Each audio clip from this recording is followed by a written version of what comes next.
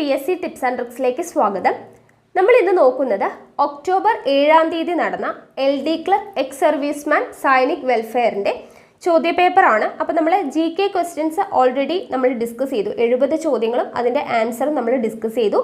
ഇന്ന് നമ്മൾ നോക്കാൻ പോകുന്നത് ഇംഗ്ലീഷ് ചോദ്യങ്ങളാണ് കേട്ടോ. അതേ ചോദ്യപേപ്പറിലെ ഇംഗ്ലീഷ് ചോദ്യങ്ങളാണ്, വിത്ത് എക്സ്പ്ലനേഷനാണ് നമ്മൾ പറയുന്നത്. അപ്പോൾ എന്തായാലും നമുക്ക് വീഡിയോയിലോട്ട് കടക്കാം. ആദ്യത്തെ ചോദ്യം നോക്കുക.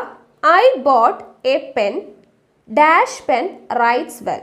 I bought a pen dash pen writes well. ഞാൻ ഒരു പേന വാങ്ങി.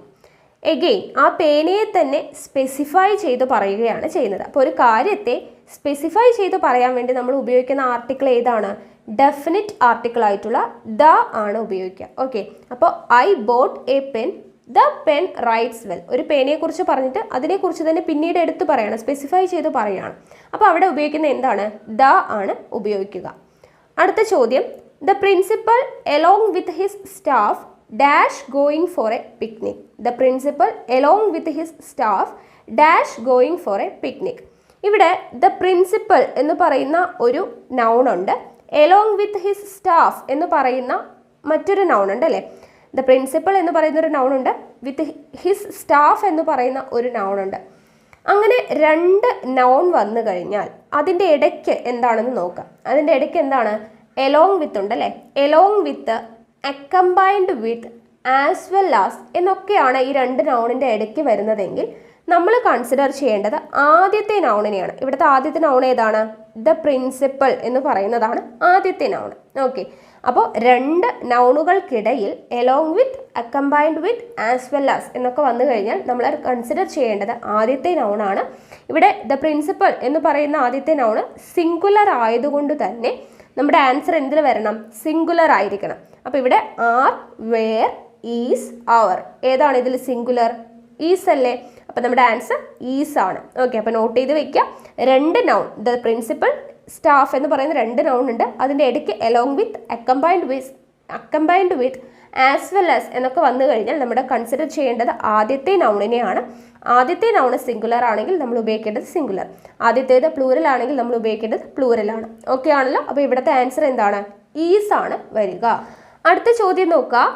I usually drink tea but today I dash coffee.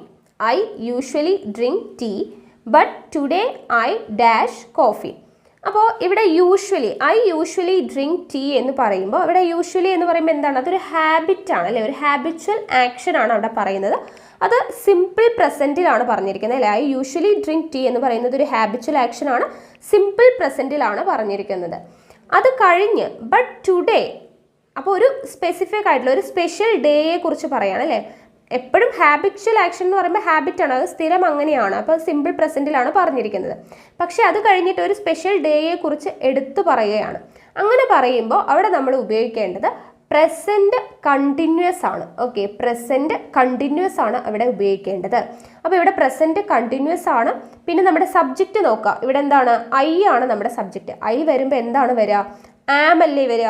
അപ്പോൾ am drinking. Okay, I am drinking കോഫിയാണ് വരുന്നത്. എന്തുകൊണ്ടാണ്?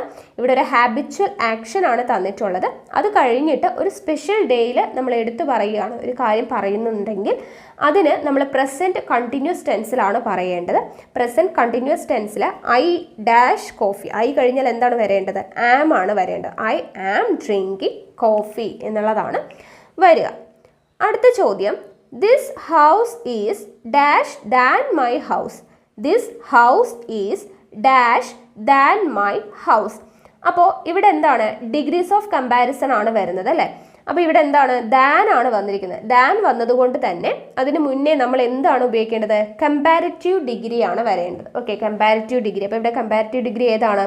ബിഗ്ഗർ ആണ് വരുന്നത്. Okay, this house is bigger than my house. Okay, bigger than my house ആണ് വരുന്നത്. ഓക്കെ, കമ്പാരിറ്റീവ് ഡിഗ്രി ആണ് വരുന്നത്. എങ്ങനെ വന്നാൽ? ദാൻ വന്നു കഴിഞ്ഞാൽ. ഓക്കെ, ദാൻ വരുമ്പോൾ നമ്മൾ ഉപയോഗിക്കേണ്ടത് കമ്പാരിറ്റീവ് ഡിഗ്രി ആണ്. ബിഗ്ഗർ എന്നുള്ളതാണ് നമ്മുടെ ആൻസർ ആയിട്ട് വരിക. അടുത്ത ചോദ്യം. Doctor Kalam was born dash 1931. Doctor Kalam was born dash 1931. അപ്പോൾ ഇവിടെ എന്താണ്? വർഷമാണ് അല്ലേ, വർഷത്തെയാണ് സൂചിപ്പിക്കുന്നത്. അപ്പോൾ നമ്മൾ ഈ വർഷം മാസം എന്നിവയെല്ലാം പറയുമ്പോൾ നമ്മൾ ഉപയോഗിക്കേണ്ട പ്രപ്പോസിഷൻ എന്ന് പറയുന്നത് ഇൻ ആണ്. ഓക്കെ, വർഷം, ഓക്കെ, ഇയർ, അതുപോലെ തന്നെ മന്ത്. ഓക്കെ, ഇയറും മന്തും വന്നു കഴിഞ്ഞാൽ നമ്മൾ ഉപയോഗിക്കേണ്ടത് എന്താണ്? ഇൻ ആണ് ഉപയോഗിക്കേണ്ടത്. എന്നാൽ ഡേ അല്ലെങ്കിൽ ഡേറ്റ് ആണെങ്കിൽ നമ്മൾ ഉപയോഗിക്കേണ്ടത് ഓൺ ആണ്. ഓക്കെ, ഡേയോ ഡേറ്റോ വന്നാൽ ഓൺ ആണ്. നമ്മൾ ഇയറോ മന്തോ വരുവാണെങ്കിൽ ഉപയോഗിക്കേണ്ടത് എന്താണ്? ഇന്നാണ് ഉപയോഗിക്കേണ്ടത്. അപ്പോൾ ഇവിടെ ഉപയോഗിക്കേണ്ടത് ഇന്നാണ്. ഓക്കെ, ഇയർ ആണ് വന്നിരിക്കുന്നത്. അപ്പോൾ doctor Kalam was born in 1931 എന്നാണ് വരുന്നത്. ഓക്കെ ആണല്ലോ. അപ്പോൾ നോട്ട് ചെയ്ത് വയ്ക്കുക. ഇയർ മന്ത് വന്നാൽ ഇന്നാണ് പ്രിപ്പോസിഷൻ. ഡേയോ ഡേറ്റോ വന്നു കഴിഞ്ഞാൽ ഓൺ ആണ് വരിക.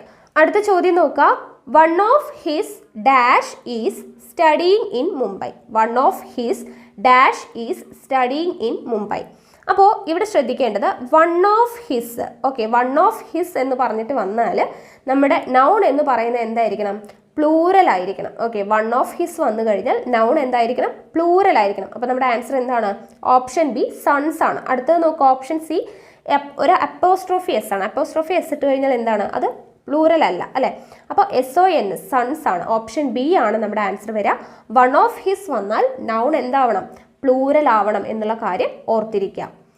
അടുത്ത ചോദ്യം, he Rann dash. He Rann dash. അപ്പോൾ ഇവിടെ റാൻ എന്ന് പറയുന്നതിൻ്റെ അഡ്ജക്റ്റീവ് അല്ലേ വരേണ്ടത്? അപ്പോൾ അഡ്ജക്റ്റീവ് കണ്ടുപിടിക്കാൻ നമ്മൾ LY ഉണ്ടെങ്കിൽ അഡ്ജക്റ്റീവ് ആണെന്നൊക്കെ പഠിച്ചിട്ടുണ്ട്. പക്ഷെ അത് പറഞ്ഞിട്ട് നമ്മളിവിടെ ഫാസ്റ്റ്ലി എന്ന് പറഞ്ഞ് ടിക്ക് ചെയ്ത് കഴിഞ്ഞാൽ അത് തെറ്റാണ്. കാരണം എന്താണ്? ഫാസ്റ്റിൻ്റെ അഡ്ജക്റ്റീവ് ഫോം എന്ത് തന്നെയാണ്? ഫാസ്റ്റ് തന്നെയാണ്. സോ ഹി റാൻ ഫാസ്റ്റ് എന്നാണ് വരുന്നത്. ഓക്കെ, ഹി റാൻ ഫാസ്റ്റ് എന്നാണ്. ഫാസ്റ്റ്ലി എന്ന് പറഞ്ഞിട്ട് എഴുതി വെക്കരുത്, അത് തെറ്റാണ്. ഫാസ്റ്റിൻ്റെ അഡ്ജക്റ്റീവ് ഫോം എന്ത് തന്നെയാണ്? ഫാസ്റ്റ് തന്നെയാണ്. അപ്പോൾ ഹി റാൻ ഫാസ്റ്റ് എന്നാണ് വരിക. അടുത്ത ചോദ്യം, the meaning of harmony is. The meaning of harmony is എന്താണ്? ഹാർമണി എന്ന് പറഞ്ഞു കഴിഞ്ഞാൽ ഒരുമയോട് കൂടിയിട്ട്, ഓക്കെ, ഒത്തൊരുമയോടുകൂടി പോവുക എന്നുള്ളൊരു മീനിങ് ആണ് ഹാർമണിക്ക് വരുന്നത്. അപ്പോൾ ഇവിടെ അതേ മീനിങ് ഉള്ളത് എന്തൊക്കെയാണ്? Happiness, sadness, complete agreement. Happiness അല്ല, സന്തോഷമല്ലേ? സാഡ്നെസ് അല്ല, കംപ്ലീറ്റും അല്ല. അപ്പോൾ ഹാർമണിയുടെ പിന്നെ എന്താണ് വരുന്നത്? എഗ്രിമെൻ്റ് ആണ് വരുന്നത്. Okay, agreement. The meaning of harmony is agreement. Okay, ഒത്തൊരുമയോടുകൂടി പോവുക എന്നുള്ള അർത്ഥമാണ് എഗ്രിമെൻറ്റ് എന്നുള്ളതാണ് ആൻസർ. അടുത്ത ചോദ്യം നോക്കുക. The synonym of seize is. സീസിൻ്റെ സ്പെല്ലിംഗ് നോക്കുക. SEIZE ആണ് കേട്ടോ. ഈ സീസ് എന്ന് പറയുന്നതിൻ്റെ മീനിങ് തട്ടിപ്പറിക്കുക അല്ലെങ്കിൽ പിടിച്ചെടുക്കുക എന്നുള്ള മീനിങ് ആണ് സീസിൻ്റെ. അപ്പോൾ ഇവിടെ വരുന്നത് give up, return, catch, leave. ഏതാണ് തട്ടിപ്പറിക്കുക അല്ലെങ്കിൽ പിടിച്ചെടുക്കുക എന്ന് പറയുന്ന മീനിങ് വരുന്നത്? ക്യാച്ച് ആണ് കേട്ടോ, ക്യാച്ച്. അടുത്ത ചോദ്യം, ദ ആൻറ്റോണിം ഓഫ് സീസ്. ഇതും സീസ് ആണ്, പക്ഷെ സ്പെല്ലിംഗ് ശ്രദ്ധിക്കുക. CEASE ആണ്. CEASE ആണ്. അപ്പോൾ ഈ സീസിൻ്റെ മീനിങ് എന്ന് പറയുന്നത് നിർത്തുക എന്നുള്ളതാണ്. ഓക്കെ, നിർത്തുക എന്നുള്ളതാണ്. അപ്പോൾ അതിൻ്റെ ആൻറ്റോണിം ആണ് ചോദിച്ചിരിക്കുന്നത്. ആൻറ്റോണിം എന്ന് പറയുമ്പോൾ എന്താണ്? ഓപ്പോസിറ്റ് മീനിങ് ആണ്, അല്ലേ? അപ്പോൾ സീസ് എന്ന് പറഞ്ഞാൽ നിർത്തുക. അപ്പോൾ തുടങ്ങുക എന്നുള്ള അർത്ഥമല്ലേ വരേണ്ടത് ആൻറ്റോണിം എന്ന് പറയുമ്പോൾ? അപ്പോൾ ഇവിടെ നോക്കുക. Stop, begin, discontinue, quit. ഏതാണ്?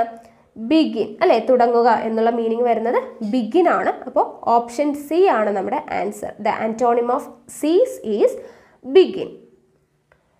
അപ്പോൾ ഇത്രയാണ് നമ്മുടെ 10 ചോദ്യങ്ങൾ. Okay, LD clerk, ex serviceman, Sainik വെൽഫെയറിലെ ഇംഗ്ലീഷിലെ 10 ചോദ്യങ്ങളാണ്. അപ്പോൾ ഇംഗ്ലീഷിലെ ചോദ്യങ്ങൾക്ക് വലിയ മാറ്റമൊന്നും നമുക്ക് കാണാനായിട്ട് പറ്റിയില്ല. മാത്സും വലിയ മാറ്റമൊന്നുമില്ല.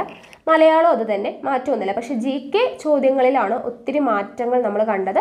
അപ്പോൾ ആ മാറ്റങ്ങളുടെ അനുസരിച്ച് ഇനി അങ്ങോട്ട് എങ്ങനെ പഠിക്കണം എന്നുള്ളതിൻ്റെ വീഡിയോ നമ്മൾ ചെയ്തിട്ടുണ്ട്. അപ്പോൾ അത് കണ്ടതിന് ശേഷം നിങ്ങൾ ആ രീതിയിൽ ഇനി അങ്ങോട്ട് നിങ്ങളുടെ പഠനം കൊണ്ടുപോവുക. ഓക്കെ ആണല്ലോ? ഇംഗ്ലീഷ് നമ്മൾ എപ്പോഴും പറയുന്നത് പോലെ തന്നെ മുൻവർഷ ചോദ്യങ്ങളിലൂടെ പഠിക്കുന്നത് തന്നെയാണ് മാർക്ക് സ്കോർ ചെയ്യാനായിട്ട് എളുപ്പമുണ്ടാവുക. ഓക്കെ, അപ്പോൾ നമുക്കിനി അടുത്ത ക്ലാസ്സിൽ കാണാം. താങ്ക്